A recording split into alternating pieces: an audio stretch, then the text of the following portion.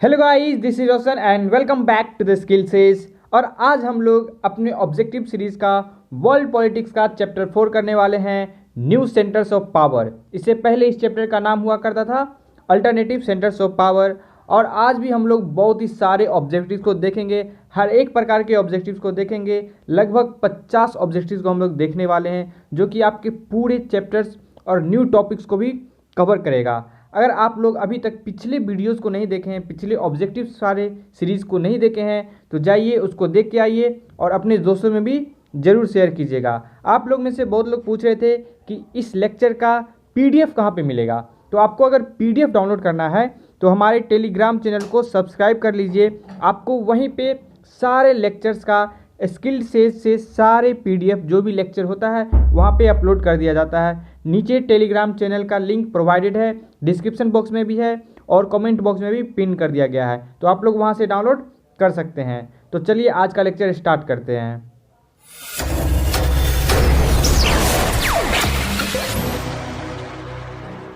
World politics का chapter 4 new centres of power में पहला क्वेश्चन है कंप्लीट द सेंटेंसेस। ठीक है, तो fill in the blanks type का आपका क्वेश्चन आएगा। तो यहाँ पे पूछ रहा है कि क्या ऐसा चीज़ है जो कि एक इम्पोर्टेंट ब्लॉक है, ठीक है, इंटरनेशनल इकोनॉमिक ऑर्गेनाइजेशन में। तो वो कौन सा है? यूरोपियन यूनियन है। आपको लाइन बाय लाइन अगर बुक्स को पढ़िएगा तभी आप इस क्वेश्चन का आंसर कर पाएंगे। ठीक है, सेकेंड आपका बता रहा है कि ट्रू फॉल्स बताइए। तो जो ब्रिटेन के मार्गरेट थैचर थे, क्या वही यूके को आउट किए थे यूरोपियन मार्केट से? बिल्कुल सही है। यहाँ पे आपसे ये भी पूछ सकता है कि आप पर्सन का नाम बताइए, कौन था वो पर्सन जो कि यूके को आउट रखा था, बाहर रखा था यूरोपियन मार्केट से। इसी तरह प्रकार आप देखिए तो तीसरा क्वेश्चन है कि रीराइट करना है स्टेटमेंट को, यानी कि वो गलत लिखा हुआ है। यहाँ पे जो है militarily the EU's combined arm force are the largest in the world. नहीं नहीं नहीं, ये बिल्कुल गलत है। ठीक है, ये सेकेंड लार्जेस्ट है। तो इस तरह से भी आपसे बोर्ड्स में क्वेश्चन पूछ सकता है। नेक्स्ट देखते हैं हम लोग। नेक्स्ट है आपका मैच द फॉलोइंग। ठीक है, अब यहाँ पे आप देखिए पहला है कि common member of EU and UNSC. तो ब्रिटेन एंड फ्रांस, ये दोनों जो कंट्रीज है यूरोपियन यूनियन के भी मेंबर है और यूनाइटेड नेशन सिक्योरिटी काउंसिल के भी मेंबर है। सेकेंड आपका है कॉमन यूरोपियन करेंसी। तो वो क्या है? आप सब लोग जान रहे हैं, वो है यूरो। ठीक है, थर्ड आपका आ रहा है रीजनल ऑर्गेनाइजेशन।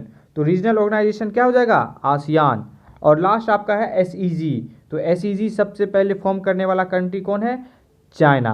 तो इस तरह आपका मैच द फॉलोइंग भी आएगा, तो आप लोग कर पाइएगा। नेक्स्ट आपका फुल फॉर्म पूछ रहा है कि एलओसी का फुल फॉर्म क्या होता है। एलओसी का फुल फॉर्म होता है लाइन ऑफ कंट्रोल। और अगर आपसे एलएसी का फुल फॉर्म पूछ दिया तो उसका हो जाएगा लाइन ऑफ एक्चुअल कंट्रोल। ठीक है, तो इस तरह आप एलओसी और एलएसी का भी आंसर लिख पाइएगा। नेक्स्ट आपसे पूछ रहा है कि बताइए किसके लीडरशिप में कम्युनिस्ट रिवोल्यूशन स्टार्ट हुआ था चाइना में इन 1949। तो माओ के ही टाइम हुआ था और उसी टाइम 1949 में ही चाइना को फ्रीडम मिला था। लाइक इंडिया को फ्रीडम 1947 में मिला और 2 साल के बाद चाइना को मिला था। सेवेंथ नंबर क्वेश्चन आपका है when did China and it's solitude. तो ये अमेरिका के रिलेशनशिप में जैसे ही आता है ये अपना सॉलिट्यूड खत्म कर देता है इन 1972। ठीक है, अब चलते हैं नेक्स्ट क्वेश्चन के ऊपर। नेक्स्ट क्वेश्चन आपका है कि चाइना वर्ल्ड ट्रेड का मेंबर कब बना था। तो 2001 में बना था। इस प्रकार आपसे बोर्ड्स में अरेंज करके भी पूछ सकता है डेट वाइज। लाइक सबसे पहले चाइना को आज़ादी मिला था कब, ठीक है, उसमें क्या क्या स्टेप लाया था। लाइक 1972 में लाया कुछ, फिर 1978 में कुछ स्टेप्स लाया था चाइना। तो इस प्रकार का कुछ जो स्टेप्स लाया था हम बताएंगे नहीं, अभी आगे हम लोग डिस्कस करेंगे।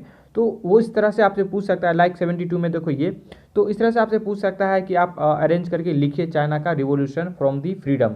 तो उसको भी रीअरेंज करने का आ सकता है। तो मैच द फॉलोइंग से हमें पता चला था कि एसईजी सबसे पहले फॉर्म कौन किया था? चाइना। ठीक है, और एसईजी का फुल फॉर्म होता क्या है? मे भी देखो इसको एसईजेड भी पढ़ सकते हैं, एसईजी भी पढ़ सकते हैं। ओके, तो एसईजी का फुल फॉर्म होता क्या है? इसका फुल फॉर्म है स्पेशल इकोनॉमिक जोन। ठीक है, यानी कि ऐसा स्पेशल इकोनॉमिक जोन बनाया जाता है जहाँ पे कुछ रिलैक्सेशन होता है, कुछ फ्री होता है, कुछ अपॉर्चुनिटी मिलता है, तो उस जोन को इकोनॉमिक जोन कहते हैं। ठीक है, तो यहाँ पे देखो कि स्पेशल इकोनॉमिक जोन, यहाँ पे क्या होता है? ट्रेड बैरियर नहीं होता है, लॉ जो होता है थोड़ा सा कम स्ट्रिक्ट रहता है, रेगुलेशन मतलब जो कॉर्पोरेट सेक्टर रहता है उनके हाथ में दे दिया जाता है। तो इस तरह का जो भी एक जोन बनाया जाता है पर्टिकुलर जोन, वैसे जोन को स्पेशल इकोनॉमिक जोन कहते हैं। ठीक है, 12 नंबर क्वेश्चन आपका पूछ रहा है कि चाइना ओपन डोर पॉलिसी कब स्टार्ट किया था। तो देखो 1978 में। तो इस तरह आपसे दे दिया जाएगा, मान लो कि फ्रीडम दे दिया, फिर दे दिया कि सॉलिट्यूड कब खत्म हुआ था, फिर ओपन डोर पॉलिसी और वर्ल्ड ट्रेड में पार्टिसिपेट कब किया था। तो आपको सीरीज वाइज लिखना पड़ेगा 1949, 1972, 1978 एंड 2001। तो इस तरह से भी आपसे पूछ सकता है। नेक्स्ट क्वेश्चन आपका है कि ओपन डोर पॉलिसी जो आया था वो कौन लाया था। तो वो लाए थे डेंग जियापिंग। अब देखो इन लोग का ऐसा ही नाम होता है, डेंग जियाओपिंग, जो भी हो, बट स्पेलिंग तुम लोग ध्यान रखना। नेक्स्ट है when was the organisation of European economic community established. Marshall Plan है क्या, ठीक है। नेक्स्ट क्वेश्चन आपका ये है कि मार्शल प्लान क्या है। तो मार्शल प्लान कुछ नहीं है, बस यूरोप के इकोनॉमी को रिवाइव करने के लिए जो अमेरिका फंड प्रोवाइड किया था, मैसिव फाइनेंशियल सपोर्ट प्रोवाइड किया था, उसी चीज़ को मार्शल प्लान कहते हैं, ठीक है। और मार्शल प्लान के इस्टेब्लिश होने के ही बाद organisation for European economic cooperation बन गया था 1948 में। और 1949 में क्या हुआ था, काउंसिल ऑफ यूरोप बना था। और नेक्स्ट आप देखिए तो 1957 में यूरोपियन इकोनॉमिक कम्युनिटी इस्टेब्लिश हो गया था। और फाइनली 1992 में ईयू फॉर्म हो जाता है। तो इस प्रकार आपसे अगर 6 मार्क्स का क्वेश्चन आएगा तो ये सारी चीज़ को पॉइंट करके इलाबोरेट करके आप लोग लिखिएगा, ठीक है। और इसका ऑफिशियल करेंसी भी पूछ रहा है तो यूरो है, ठीक है। अब चलते हैं नेक्स्ट क्वेश्चन के ऊपर। नेक्स्ट क्वेश्चन है कि ईयू का जीडीपी कितना था 2005 में। तो ये यूएस के $12 ट्रिलियन से भी ज़्यादा हो गया था 2005 में। और ये एज अ थ्रेट हो गया था, यूरो जो करेंसी है वो एक थ्रेट बनने लगा था यूएस के लिए, ठीक है।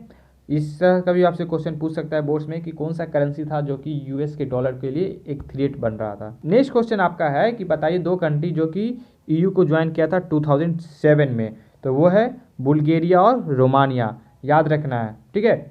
और यहाँ पे who refuse to adopt Maastricht treaty and European currency.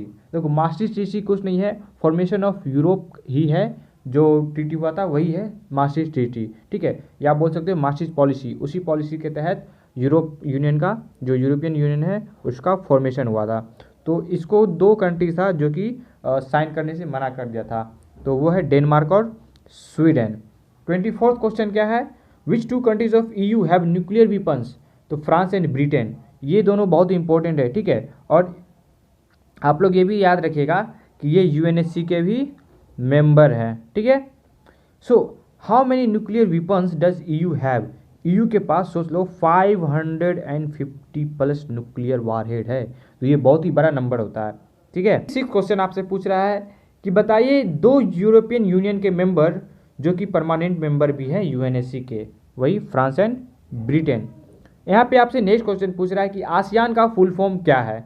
तो आसियान का full form association of south east Asian nation. देखो आसियान जो है ना वो सार्क से अलग है, तो आप लोग को याद रखना है, ठीक है। आसियान क्या है, association for south east Asian nation, ठीक है।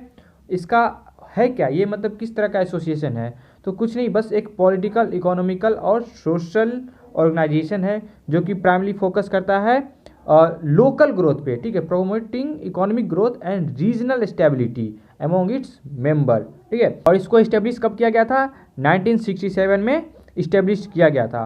5 कंट्री जो शुरू में आसियान को इस्टेब्लिश किए थे उनका नाम आप लोग को बिल्कुल याद रखना है, Indonesia, Malaysia, Philippines, Singapore and Thailand, ठीक है।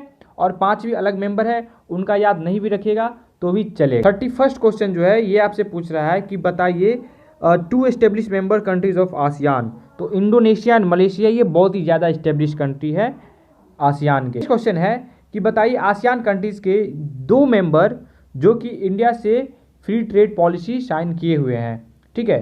तो वो है सिंगापुर एंड थाईलैंड, याद रखना है, ये दोनों इंपॉर्टेंट है। और ये बाद में एक और कंट्री साइन किया था इंडिया से, तो आप लोग उसको भी देख लीजिएगा बुक्स में। अगर आपको पता है तो नीचे कमेंट बॉक्स में ज़रूर बताइए। How many countries are included in ASEAN at present. तो आपको पता रहना चाहिए 10 कंट्रीज इंक्लूडेड है। आपसे पूछ रहा है कि ऑब्जेक्टिव बताइए आसियान का। आसियान का ऑब्जेक्टिव्स क्या है। तो आसियान का ऑब्जेक्टिव है, ठीक है, सबसे पहले आप देखिएगा to accelerate economic growth by means of economic growth that social progress and cultural development could be achieved, मतलब इकोनॉमिक ग्रोथ तो करना है लेकिन एक ऐसा इकोनॉमिक ग्रोथ करना है जो कि सोशल प्रोग्रेस भी देखे और कल्चरल डेवलपमेंट भी देखे, यानी कि कुछ भी चीज़ को डिस्टर्ब नहीं करना है, इराडिकेट नहीं करना है, डिटोरिएट नहीं करना है। नेक्स्ट क्वेश्चन है यहाँ पे कि ऑब्जेक्टिव बताइए आसियान इकोनॉमिक कम्युनिटी का। अब देखो आसियान इकोनॉमिक कम्युनिटी है तो इसका ऑब्जेक्टिव क्या होगा, एक कॉमन मार्केट क्रिएट करना, ठीक है, एक ऐसा मार्केट क्रिएट करना और ऐसा प्रोडक्शन बेस क्रिएट करना जहाँ से आसियान स्टेट को प्रॉफिट हो, उनको फंड मिले और उनका सोशल और इकोनॉमिक डेवलपमेंट हो पर्टिकुलर रीजन में, ठीक है। तो पूछ रहा है कि आसियान क्यों इस्टेब्लिश किया गया था, तो 3 रीज़न है यही, to accelerate economic growth, for social progress and cultural development and to promote regional peace and stability. तो देखो 2 प्रकार के क्वेश्चन को मर्ज करके एक क्वेश्चन आपसे पूछ सकता है और उस क्वेश्चन का आंसर आप लोग को लिखना होगा, ठीक है, आपको बस क्वेश्चन समझना चाहिए। नेक्स्ट क्वेश्चन आपसे पूछ रहा है कि what was propose by Chinese prime minister जो इनलाय। हाँ, बुक में चाइनीज प्रीमियर दिया हुआ है तो उसका मतलब प्राइम मिनिस्टर ही होता है, ठीक है। तो जो इनलाय जो प्राइम मिनिस्टर थे चाइना के, वो क्या प्रपोज किए थे, for modernisation in agriculture, industry, science and technology and military, ठीक है, ये सब मॉडर्नाइज होना चाहिए, मॉडर्न होना चाहिए।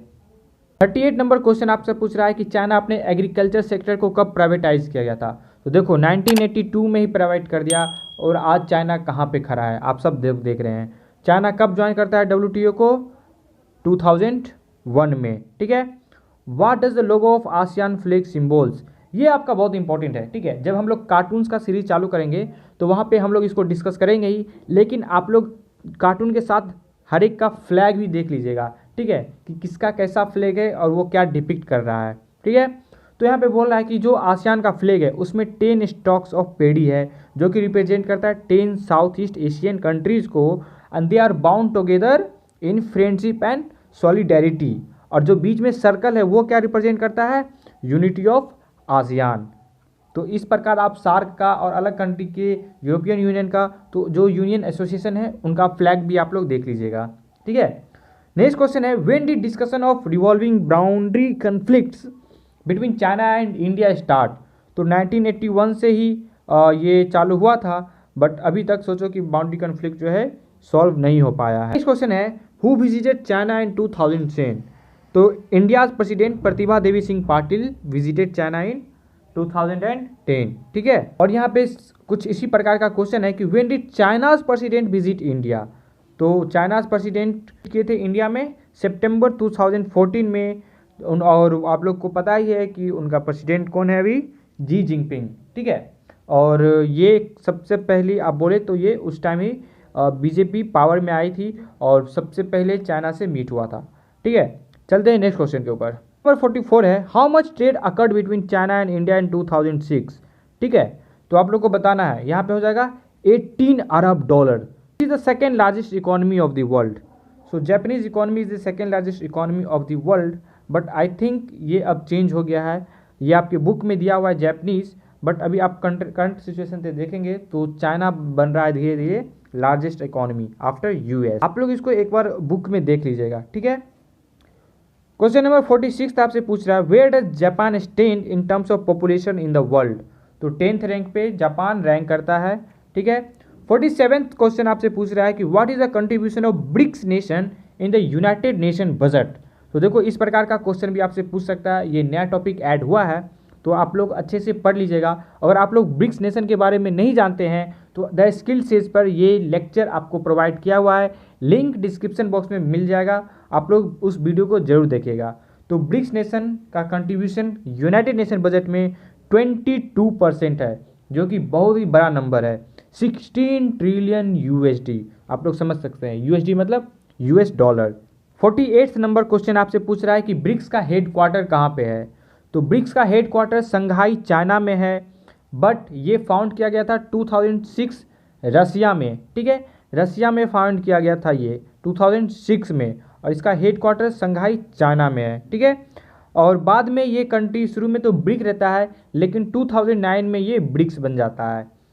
49 क्वेश्चन आपसे पूछ रहा है कि मेक इन इंडिया स्कीम कब लॉन्च किया गया था। ये भी टॉपिक आपको ऐड किया गया हुआ है, मेक इन इंडिया, और इसका भी लेक्चर आपको द स्किल सेज पर मिल जाएगा। अगर आप लोग इस वीडियो को नहीं देखे हैं, इस टॉपिक्स को नहीं पढ़े हैं, तो ज़रूर उस वीडियो को देखिए, आपका सारा टॉपिक क्लियर हो जाएगा। ठीक है, तो मेक इन इंडिया सितंबर 25 2014 में लॉन्च किया गया था। और लास्ट क्वेश्चन आपका है कि इजराइल कंट्री को कब फाउंड किया गया। तो इजराइल को फाउंड तो किया गया था 1948 में, मई 1948 में। और उनको फाउंड कौन किए गए थे? जूइश एजेंसी के हेड, और वो कौन थे? David Ben Gurion. आप लोग इसको ध्यान रखिएगा, ये क्वेश्चन आपका इंपॉर्टेंट है। मेन यहाँ पे आपका इंपॉर्टेंट है ये डेट। ठीक है, तो इस डेट को याद रखिएगा, तो ये क्वेश्चन आपका कवर हो जाएगा। इसी के साथ आज का चैप्टर का ऑब्जेक्टिव्स समाप्त करते हैं।